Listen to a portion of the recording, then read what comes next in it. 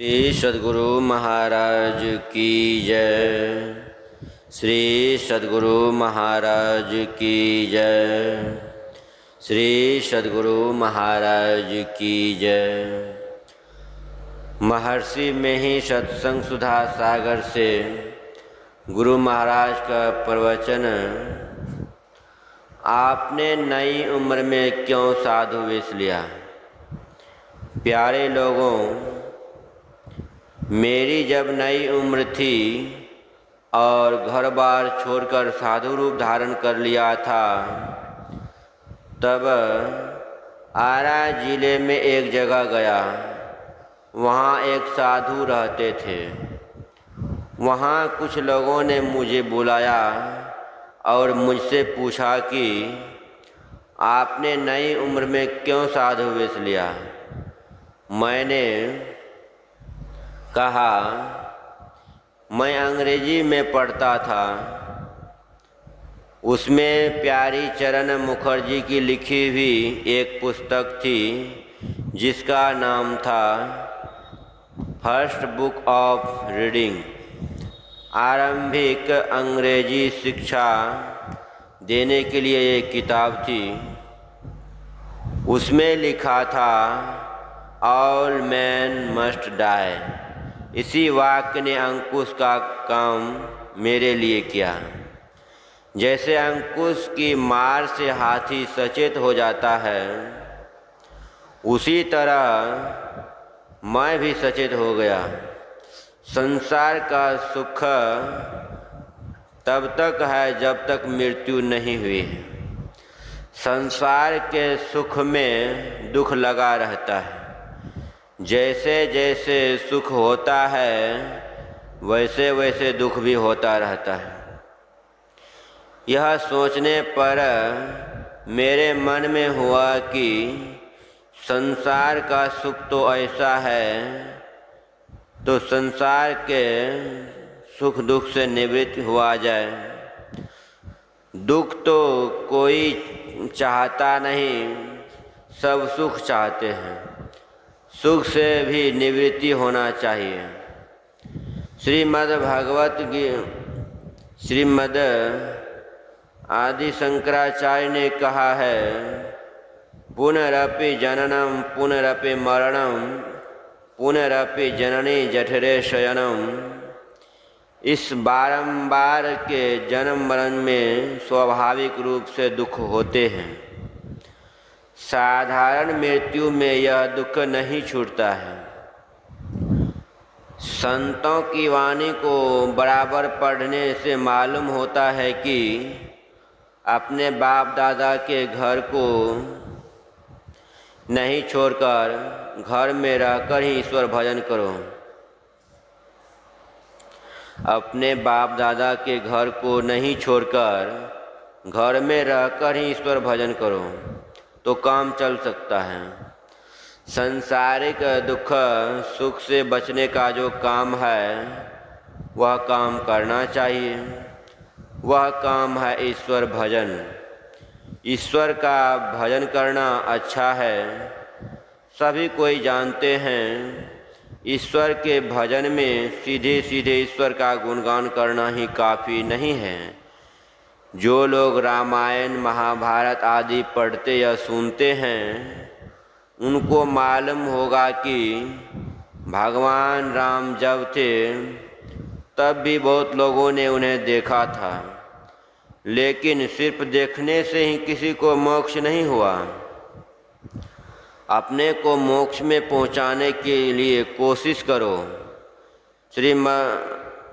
यही श्री भगवान ने कहा। वाल्मीकि रामायण, आध्यात्मिक रामायण, तुलसीकृत रामायण, इन सब को पढ़कर जान सकते हैं प्रत्येक मनुष्य को ईश्वर का भजन करना चाहिए। भजु मन जीवन नाम सवेरा, संत कबीर साहब। कितने प्राणी तो माता के पेट में ही मर जाते हैं और मरे हुए ही जन्म लेते हैं। उसमें माता को बड़ा कष्ट होता है। अब तक कितने लोग मर गए जो जन्मे थे। आगे जो जन्म लेंगे वे भी मरेंगे।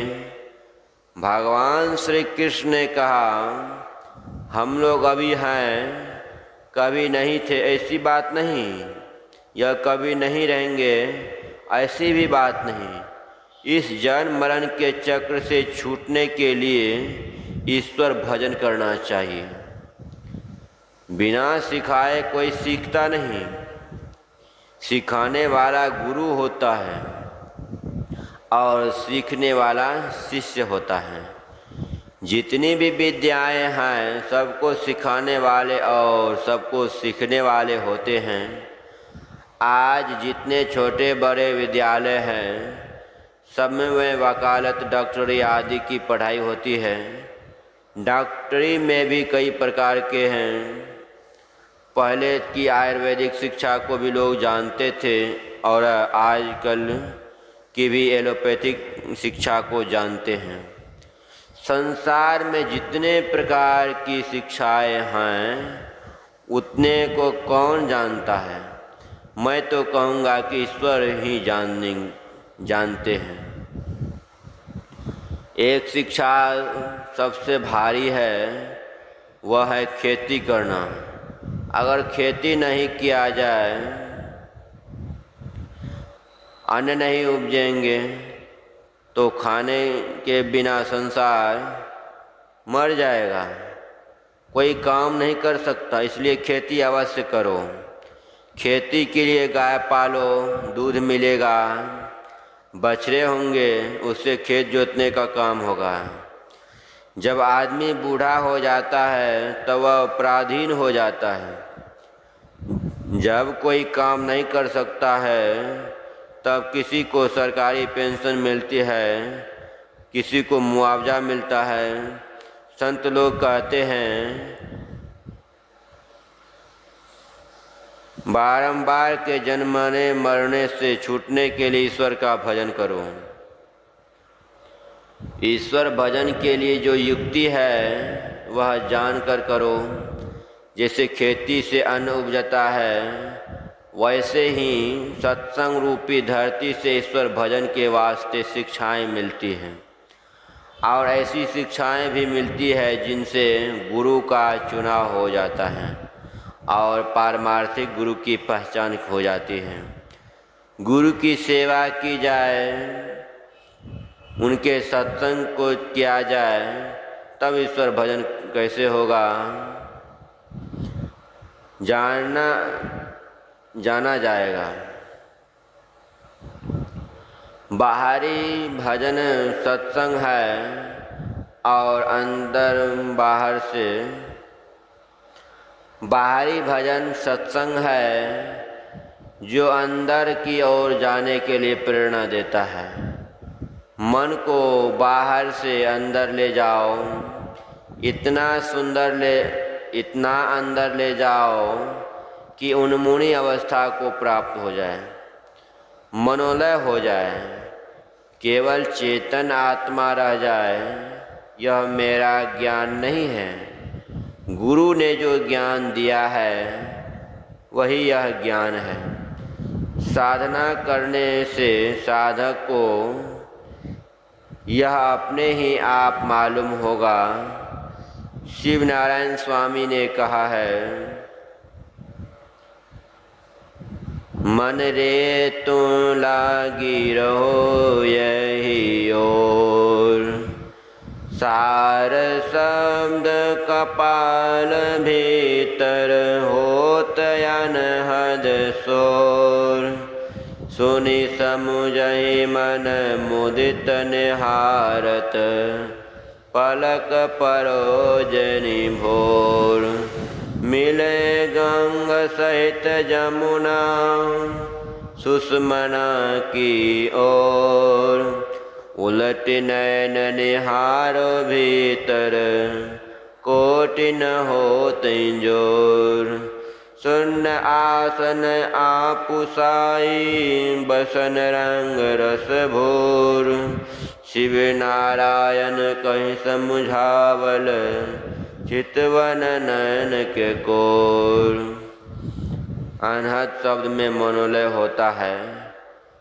उस शोर या आवाज़ या शब्द में जीव व चेतन आत्मा प्रवेश करता है तो वहाँ तक पहुँचता है जहाँ तक शब्द है। शब्द का अंत होने पर निशब्दम परमम पदम मिलता है। संतों ने अंतर्मुख होने के लिए कहा। अंतर्मुख होने के लिए वचन से हिंसा, तन से हिंसा और मन से हिंसा को छोड़ते हैं। उनके मन में आप ही दया उपजती है। जैसे कछुआ अपने अंग को खोखले में समेट लेता है, वैसे ही जो अपने को बाहर से अंदर में समेट लेता है वह अनहद शोर सुन पाता है। और जहाँ इसका अंत होता है वहाँ परमात्मा को पाता है। अपने को अंदर करने के लिए आंखें बंद करो। बंद कर दृष्टि को फेर अंदर करे। घट का पाठ गुरुदेव खोले। जब ऐसा होगा तब अनहद शब्द और अनाहत शब्द को पाओगे। जो उनको पार कर जाता है वह ईश्वर को पाता है, वही आवागमन के चक्र से छूटता है। चित शब्द की चर्चा रामायण में भी है। अभी जो तुलसीकृत रामायण से नवधा भक्ति का पाठ हुआ, उसमें भगवान श्री राम ने सबरी को उपदेश दिया था। सबरी भील की लड़की थी। वह मतंग ऋषि के आश्रम में रहती थी। उसने उनकी बड़ी सेवा की थी। मुनि ने उसको उपदेश दिया था। उनकी साधना उसने बड़ी तन्मयता से की थी। परिणाम यह हुआ कि तज योग पावक दे हरिपद लीन भई जहाँ नहीं फिरे। सबरी योगाग्नि में शरीर छोड़कर हरिपद में लीन हो गई, जहाँ से कोई लौटता नहीं है। संत मत यही बताता है कि सब कोई इस भेद को जानिए। संत मत का सिद्धांत जानिए। गुरु से भेद लेकर साधना कीजिए, जिससे आवागमन का चक्र छूटे। श्री सद्गुरु महाराज की जय। यह प्रवचन पूर्णिया जिला अंतर्गत श्री संत मत सत्संग मंदिर दुर्गापुर में दिनांक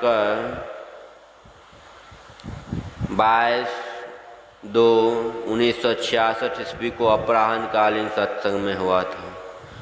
श्री सद्गुरु महाराज की जय।